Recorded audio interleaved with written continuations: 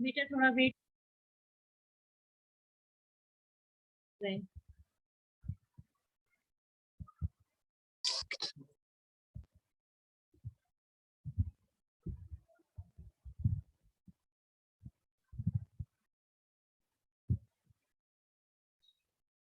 Start करते हैं। तो अब हम आज उन जो ग्रोथ के ही टाइप ऑफ ग्रोथ स्ट्रेटजीज है उनके बारे में बात करेंगे। 4 to 5 स्ट्रेटजीज हमें दे रखी है, like concentration, integration, diversification, internationalisation और कॉपरेशन। सबसे पहले अब बात करते हैं कंसंट्रेशन की। कंसंट्रेशन स्ट्रेटजीज को हम इंटेंसिव स्ट्रेटजी भी कहते हैं। इनका एम ये होता है कि मार्केट शेयर को बहुत ज्यादा बढ़ाना। कैसे बढ़ा सकते हैं हम अपने प्रोडक्ट को क्या करके, अपने प्रोडक्ट पे कंसंट्रेशन करके अपने प्रोडक्ट की वैरायटी को बढ़ा सकते हैं। अगर हमारे प्रोडक्ट की वैरायटी बढ़ेगी, शायद उसी तुरंत ही हमारा मार्केट शेयर भी बढ़ेगा। मार्केट शेयर बढ़ने के साथ ही साथ अगर हमारे प्रोडक्ट की जेन्युइन सेल स्टार्ट हो गई, तब उस केस में हम क्या कर सकते हैं, अपने मार्केट शेयर तो हमने बढ़ाया ही, साथ ही साथ हम अपने प्रॉफिट को भी इंक्रीज कर सकते हैं। ठीक है, तो अगर ऐसा है तो ऐसे केस में जो भी हमारे एग्जिस्टिंग प्रोडक्ट होंगे वो और ज्यादा इफेक्टिव होंगे, और एग्जिस्टिंग प्रोडक्ट के साथ ही साथ हम और इनोवेटिव प्रोडक्ट भी मार्केट में ला सकते हैं। ठीक है, यही हमारी होती है कंसंट्रेशन स्ट्रेटेजी। बेसिकली जो एनसॉफ थे, एनसॉफ जो स्ट्रेटजिस्ट थे जिन्होंने एनसॉफ मैट्रिक्स भी दी, उनका जो मेन प्रेशर था उनका बेसिकली इंटेंसिव ग्रोथ स्ट्रेटजी को लेकर बहुत ज्यादा था। क्यों? क्योंकि इसका मेन एम क्या होता है कि प्रोडक्ट की वैल्यू को बढ़ाना। ठीक है, जिससे कि क्या हो, प्रोडक्ट का, उस प्रोडक्ट का मार्केट शेयर भी बढ़े, साथ ही साथ मार्केट शेयर के बढ़ने के साथ ही साथ उसका प्रॉफिट भी इंक्रीज हो। और ऑब्वियस सी बात है, अगर प्रॉफिट इंक्रीज होगा तो सबसे पहला बेनिफिट किसको आएगा? फर्म को। प्रॉफिट इंक्रीज होने के साथ मार्केट शेयर अगर बढ़ा है तो ऑटोमेटिकली प्रॉफिट इंक्रीज हो गई होगा। ठीक है, कंसंट्रेशन स्ट्रेटजीज के लिए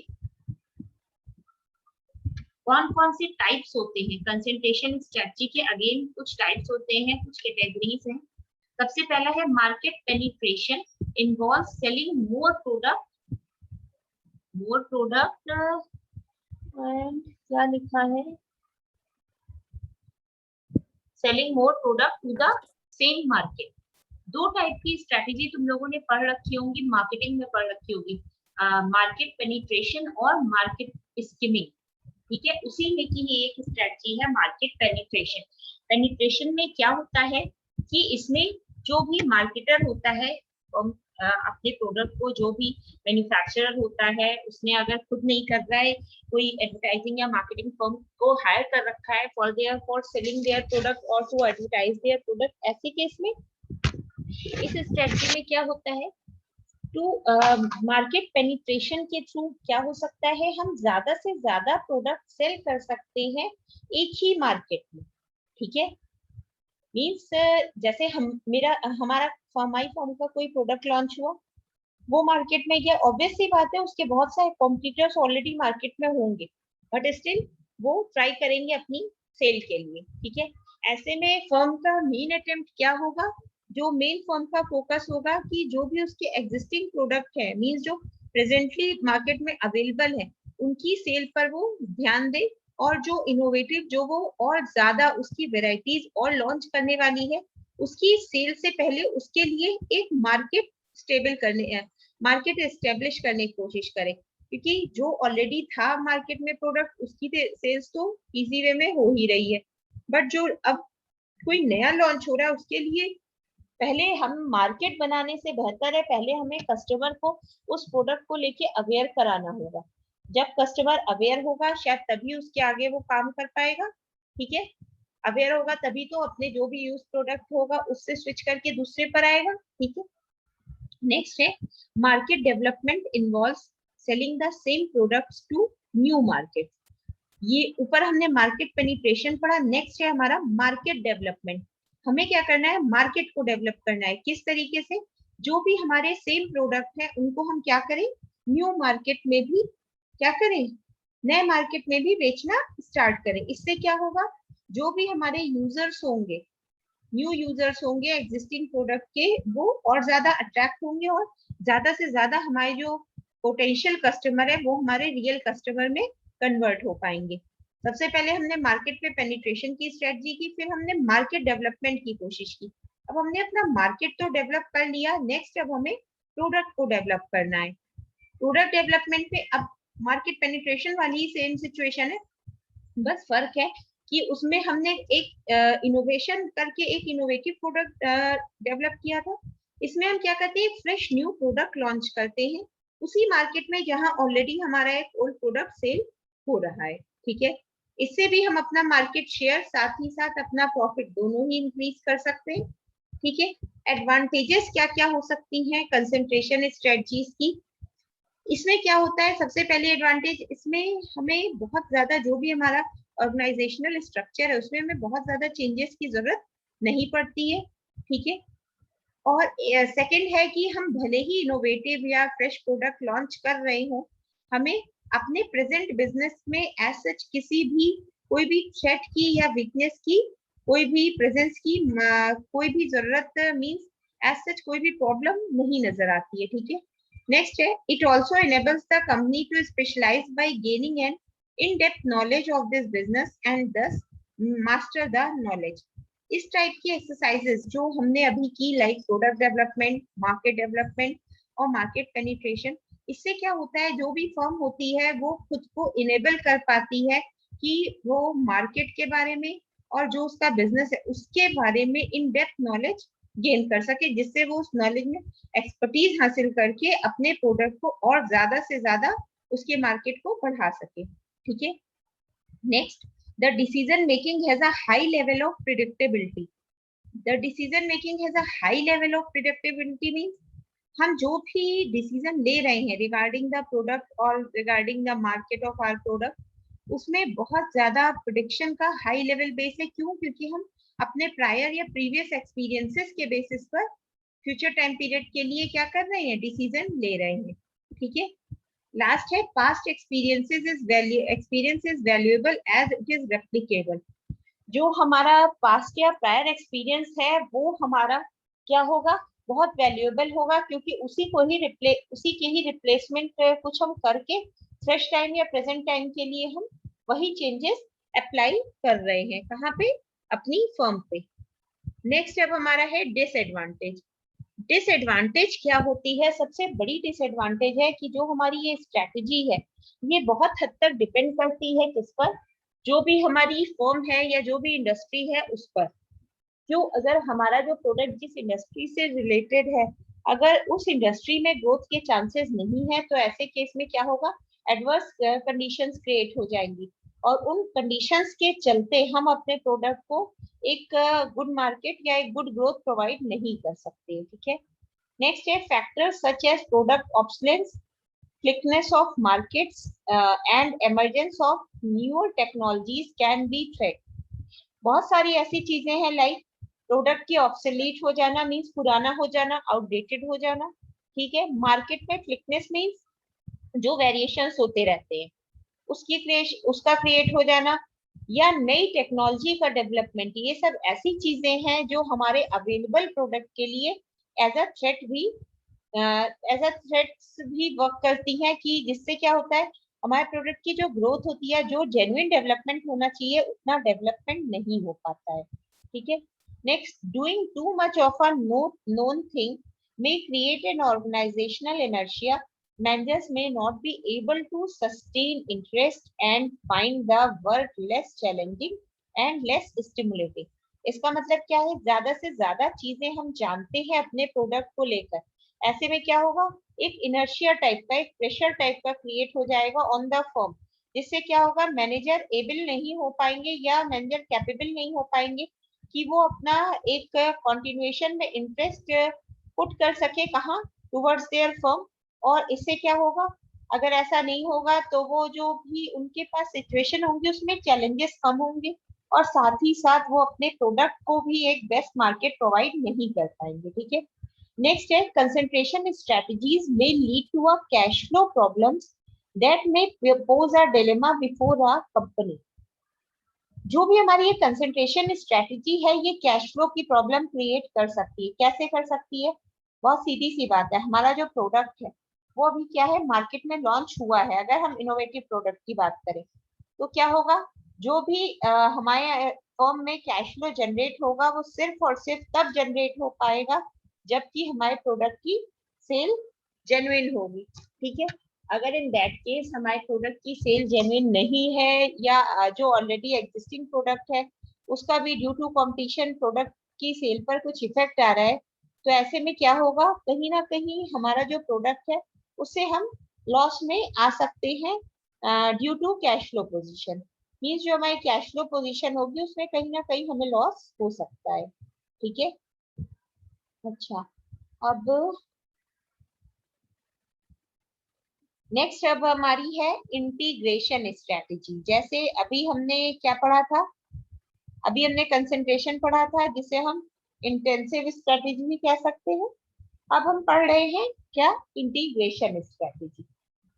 इंटीग्रेशन क्या होता है, जब वैसे अगर बेसिक बात करें इंटीग्रेशन की तो हमारा कॉम्बिनेशन होता है। जब बहुत सारी एक्टिविटीज को हम कंबाइन कर देते हैं तो वो हमारी क्या होती है, इंटीग्रेशन स्ट्रेटेजी कहलाती है। ठीक है, तो इसमें क्या होता है, जब हम बहुत सारी स्ट्रेटेजीज को छोटी छोटी सी जो अलग अलग स्कैटर्ड वे में होती हैं उनको जो हम कंबाइन करते हैं तो वो हमारी एक कॉमन स्ट्रेटेजी बन जाती है कि कौन सी, integration strategy. Basically integration strategy का भी परफॉर्मेंस फर्म के लिए क्या होती है कि वो प्रोवाइड करा सके जो भी रॉ मटेरियल से रिलेटेड जो भी प्रॉब्लम है या वैल्यू चेन या फिर कस्टमर की जो भी नीड्स या रिक्वायरमेंट्स है उनको फुलफिल कर सके। ठीक है, अब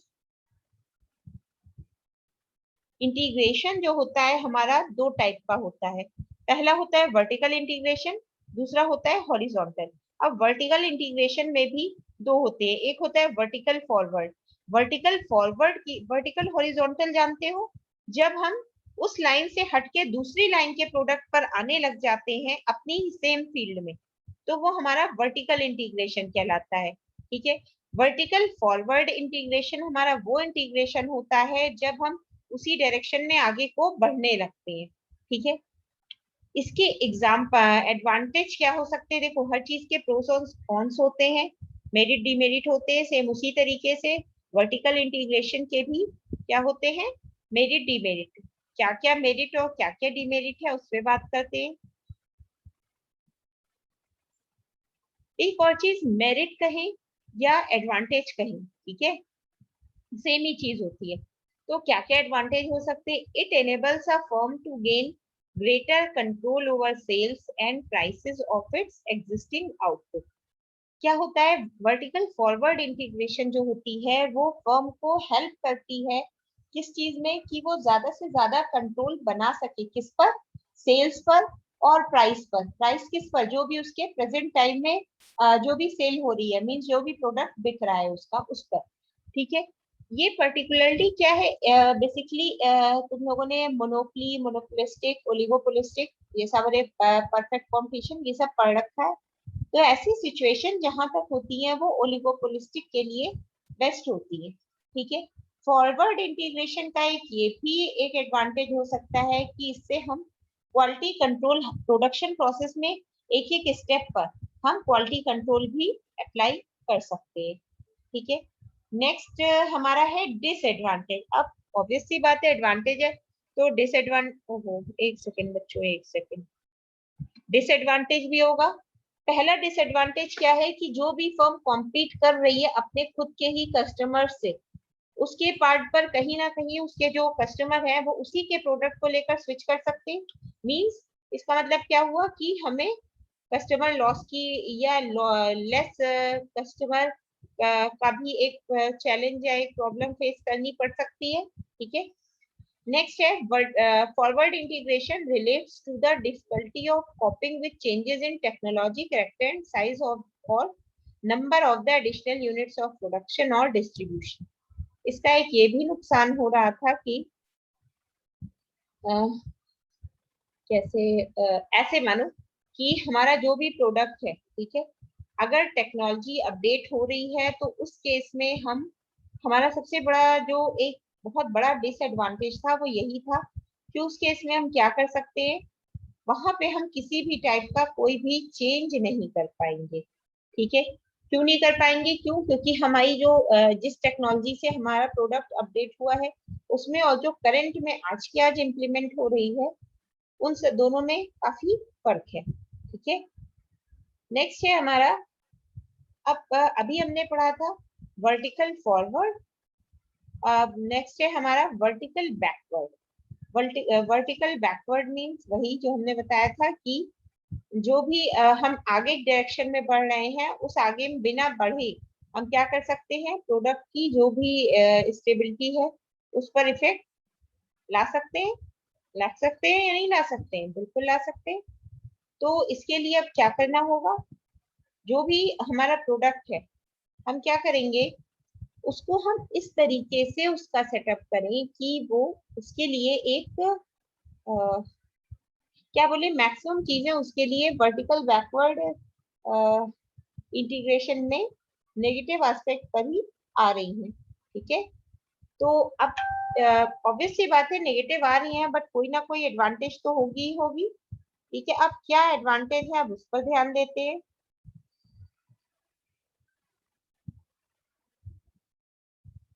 तो एक सेकेंड,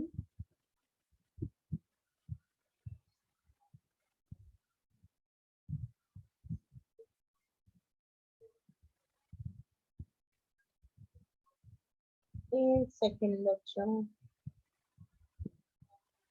हाँ, तो अब हम एडवांटेज पर आते हैं, ये क्या करता है, वर्टिकल बैकवर्ड के क्या क्या एडवांटेजेस होते हैं। सबसे पहला, टू सिक्योर है रेगुलर सप्लाई ऑफ मटेरियल्स और components particularly where the market is dominated by monopolistic और ओलिगोपोलिस्टिक फर्म्स। इसका मतलब क्या है कि ये उस मार्केट में जहाँ पे मोनोपोलिस्टिक और ओलिगोपोलिस्टिक फर्म्स क्या कर रही हैं, डोमिनेट कर रही हैं, उस मार्केट में भी एक मटेरियल की सप्लाई की रेगुलर मटेरियल सप्लाई की रिक्वायरमेंट को इस vertical forward integration backward integration के थ्रू कंप्लीट किया जा सकता है। ठीक है, नेक्स्ट है हमारा opportunities of purchasing power, purchasing at a lower cost which may एनर्ज can not be availed of.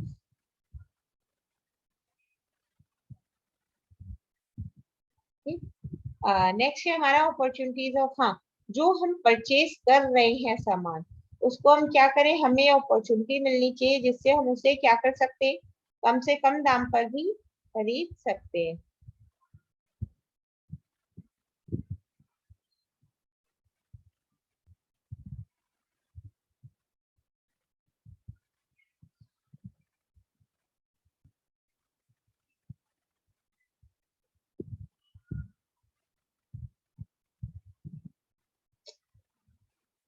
तो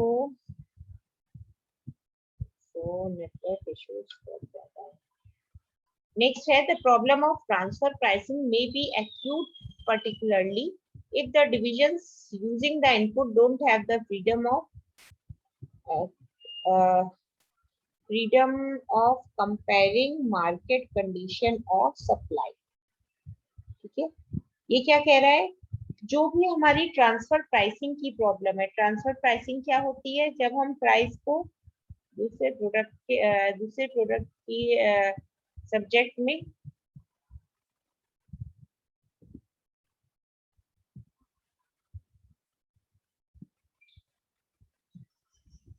तो नेक्स्ट है the problem of transfer pricing में बी एक्यूट पर्टिकुलरली, मीन्स क्या है, जो भी ट्रांसफर प्राइसिंग की एक प्रॉब्लम है, ठीक है, वो इस प्रॉब्लम से क्या हो सकता है कि इसकी प्राइसिंग को हमें प्रॉपर इस पे लुक आफ्टर इसका करना चाहिए, क्योंकि इनपुट कोई भी अगर किसी भी मैन्युफैक्चरिंग प्रोसेस में अगर इनपुट के पास फ्रीडम नहीं होगी, ठीक है, तो ऐसे केस में जो भी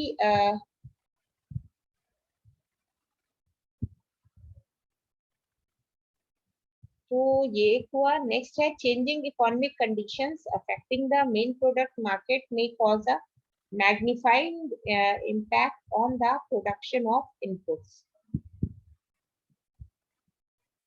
मीन्स क्या है कि जो भी इकोनॉमिक कंडीशन में जो भी कॉन्टिन्यूएशन में चेंजेस आ रहे हैं उसका भी प्रोडक्ट मार्केट पर बहुत ज्यादा इफेक्ट पड़ता है। ठीक है,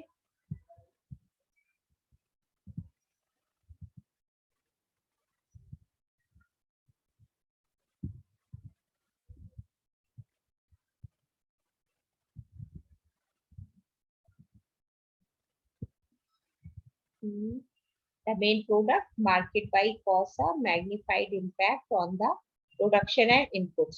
जो भी हमारी इकोनॉमिक कंडीशन होती है ये भी हमारे मेन प्रोडक्ट मार्केट पे बहुत इफेक्ट डालती है, क्योंकि हमें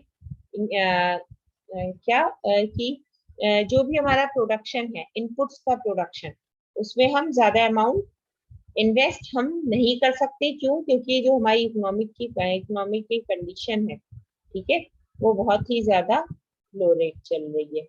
ठीक है, और इसका असर कहीं ना कहीं हमारे फर्म पर भी आता है।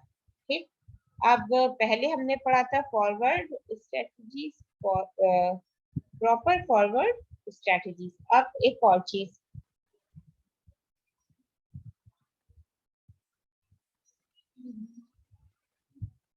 नेक्स्ट है अब हमारा हॉरिजॉन्टल इंटीग्रेशन स्ट्रेटजी। ये नेक्स्ट लेक्चर में कराएंगे। जितना आज बताया है उतना क्लियर है? बोलो बच्चों। Yes ma'am. Yes ma'am. Okay okay okay, तो एक काम करते हैं फिर, जितना है इतना एक बार देखना, ठीक है, और रिवीजन भी स्टार्ट कर ही दो।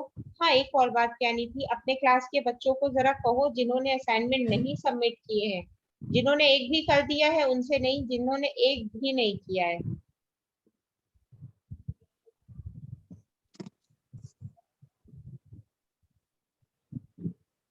तो असाइनमेंट के लिए भी अपने क्लास के स्टूडेंट्स को कहो कि इन टाइम अब जमा करें, बहुत देर हो गई है।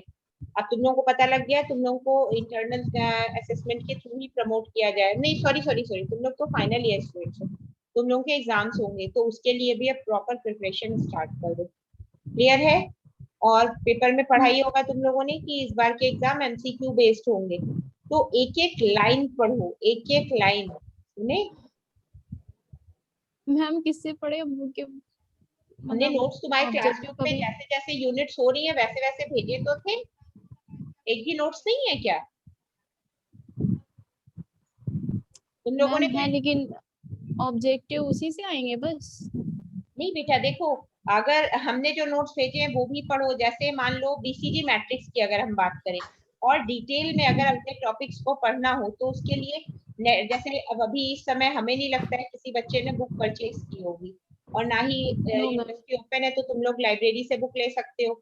तो एक काम कर सकते हो, जो अपना सिलेबस लो, सिलेबस में जो भी, वैसे तो सारे ही टॉपिक्स इंपॉर्टेंट है, जैसे कुछ बहुत ज्यादा इंपॉर्टेंट है उन टॉपिक्स को पूरा पूरा पढ़ना शुरू करो और अच्छे से पढ़ो, जिसे थोरो स्टडी कहते हैं ना, वो करो। Yes ma'am. क्वेश्चंस का पैटर्न शायद कुछ ऐसा है कि 90 क्वेश्चंस में तुम लोगों को 45 करने होंगे। एग्जैक्टली हमें आइडिया नहीं है, वो हैदर सर तुम लोगों को बता देंगे पहले से ही। लेकिन इतना ध्यान रखना, ऑब्जेक्टिव जितने भी आएंगे देखो, थ्योरी अगर रहती है उसमें कहानी लिख भी लेते हो बच्चे, ठीक है, लिखते ही अधिकतर यस बच्चे मैम। पास भी हो जाते। तुम लोगों को कहानी लिखने का आपकी मौका नहीं दिया जाएगा, इसलिए एक एक चीज छोटी से हाँ नहीं बेटा, हाँ शायद तुम लोगों के भी ऑनलाइन ही होंगे। नहीं, तुम लोग क्यों बेटा, इस बारे में अभी हमें उतना क्लियर नहीं है। जो भी स्टूडेंट, ये कोई सैयद बिलाल अहमद पूछ रहे हैं, तो शायद में भी ऑनलाइन होंगे, अभी हमने ढंग से पढ़ा नहीं है। लेकिन हाँ ये है, ऑब्जेक्टिव होंगे, तो एक एक लाइन बाय लाइन अच्छे से पढ़ो। और अगर डिटेल स्टडी करनी है ना तो नेट के थ्रू पढ़ो। नेट पे तुम्हें हर एक एक टॉपिक बहुत अच्छे से मिलेगा, समझे? तो थोड़ी यस मेहनत मैम। अपने एंड से अब स्टार्ट कर दो, ज्यादा टाइम है नहीं, एक ही सवा महीना है। ये टाइम कब बीत जाएगा पता नहीं लगेगा, इसलिए कह रहे हैं, ठीक है? Yes ma'am. ओके, और बाकी रेस्ट स्टूडेंट जिन्होंने अभी तक नहीं जमा किया है असाइनमेंट, वो जरा जल्द से जल्द जमा करो, ठीक है? मैम पता चला हम लोग नेट से कुछ और पढ़े। और फिर क्वेश्चन आए उसके ऑप्शंस अलग हो तो फिर हम लोग क्या नहीं करेंगे? बेटा, ऐसा नहीं हो सकता, क्योंकि देखो अगर सपोज बीसीजी मैट्रिक्स में कौन कौन से कंपोनेंट्स होते हैं ये बोला गया, तो हमने मान लो हम ही ने एक क्वेश्चन पूछा, ठीक है, तो चार ऑप्शन होंगे, चार में एक हुआ यस मैम। कौन सा, star, question mark, cash cow, और चौथा हमने मान लो कंसंट्रेशन डाल दिया। तो तुम्हें तो पता है ना, जो भी क्वेश्चन आएंगे उनके ऑप्शन वही होंगे जो स्टैंडर्ड होते हैं। क्वेश्चन कोई भी ऐसे ही थोड़ी ना पूछ लिया जाएगा, जो आपके सिलेबस से रिलेटेड है वही क्वेश्चन पूछा जाएगा, इसलिए, ठीक है। Yes ma'am. और जैसे स्ट्रेटजिक इंटेंट के कौन कौन से इनपुट्स होते हैं, तो गोल, ऑब्जेक्टिव, मिशन और विजन की जगह पर स्ट्रेटजिक इंटेंट ही रख दिया गया, तो कौन सा ऑप्शन गलत होगा, स्ट्रेटजिक इंटेंट गलत होगा, है ना। यस तो मैम। ये सब तो यस मैम। बेसिक चीजें हैं, इन पे मार्क्स कटने का कोई मतलब तुम लोग गलत आंसर तो इसका कोई पॉइंट ही नहीं बनता है ना, इसलिए कह रहे हैं थोड़ा सा ध्यान दो, क्योंकि देखो सब्जेक्टिव में यही एक आराम होता है, कुछ भी लिख दो, बट ऑब्जेक्टिव में कुछ यस भी नहीं मैम। लिख सकते है ना, इसलिए line by line, word to word चीजें हमें पता होनी चाहिए। तो इसीलिए कह रहे हैं अभी तुम लोगों के पास बहुत टाइम है, 1 महीने से ऊपर का, 1 सवा महीने का है, तो पढ़ाई स्टार्ट कर यस दो मैम। बच्चों, ठीक है। और कोई दिक्कत लगे कभी भी मेरा नंबर है ही, मैसेज करो, कॉल करो, किसी भी टाइम पे करो, ठीक है। Yes ma'am. ओके बच्चों, thank you. Thank you ma'am. Okay बेटा। Thank you.